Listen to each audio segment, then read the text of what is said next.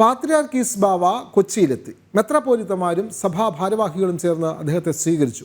ശ്രേഷ്ഠ കാത്തോലിക്ക ബസേലിയ Thomas പ്രഥമൻ ബാവയുടെ 40ാം ശ്രാദ്ധ ദിനത്തിൽ പങ്കെടുക്കാനാണ് പാത്രിയാർക്കീസ് ബാവ കൊച്ചിയിലെത്തിയത്. വിവരങ്ങളുമായി ബീന റാണി ചേരുന്നു. ബീന റാണി, പാത്രിയാർക്കീസ് ബാവയുടെ കൊച്ചി സന്ദർശനം, കൂടുതൽ വിവരങ്ങൾ.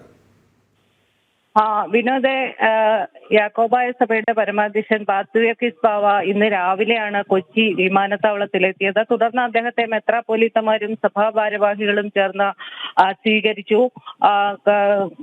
നേരത്തെ അന്തരിച്ച ശ്രേഷ്ഠ കാത്തോലിക്ക ബസേലിയസ് തോമസ് പ്രഥമൻ ബാവയുടെ 40ാം ശ്രാദ്ധ ദിനത്തിൽ പങ്കെടുക്കാനാണ് പാത്രിയാർക്കീസ് ബാവ കൊച്ചിയിലെത്തിയിട്ടുള്ളത്. അദ്ദേഹം 17-ാം തീയതി മാത്രമേ കൊച്ചിയിൽ നിന്നും മടങ്ങൂ. നാളെ യാക്കോബായ സഭയുടെ സിനഡ് സംഘടിപ്പിച്ചിട്ടുണ്ട്. ഇതിൽ അദ്ദേഹത്തിന്റെ നേതൃത്വത്തിലായിരിക്കും സിനഡ് നടക്കുക. തുടർന്ന് ശ്രേഷ്ഠ കാത്തോലിക്ക ബാവയുടെ പിൻഗാമി ആരാണ് എന്ന് തുടർന്ന് കാര്യങ്ങൾ ഈ സിനഡിൽ ചർച്ച ചെയ്യുമെന്നാണ് കരുതുന്നത്. എന്തായാലും ഓർത്തഡോക്സ് സഭയും യാക്കോബായ സഭയും തമ്മിലുള്ള പള്ളിത്തർക്കങ്ങൾ പരിഹരിക്കാൻ ഉള്ള ശ്രമങ്ങൾ നടന്നു വരുന്നതിനിടെയാണ് കാത്തോലിക്ക പാത്രിയാർക്കീസ് ബാവയുടെ കൊച്ചി കേരള സന്ദർശനമെന്ന് വളരെ ശ്രദ്ധേയമാണ്.